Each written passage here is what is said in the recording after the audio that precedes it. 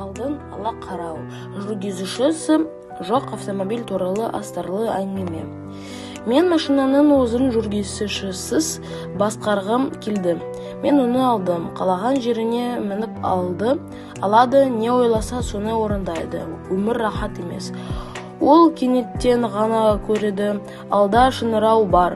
Сіз оған түсіп көтетіндей, сіз дөңгелектерді жинаймыз.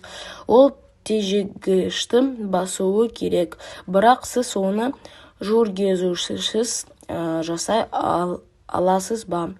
Мен жүргізушісі туралы машина және жерден қалай үрлейтін есіме түсірдім.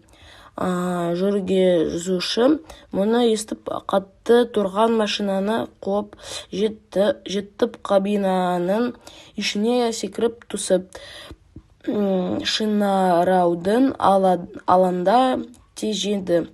Егер менің уақытым болмаса,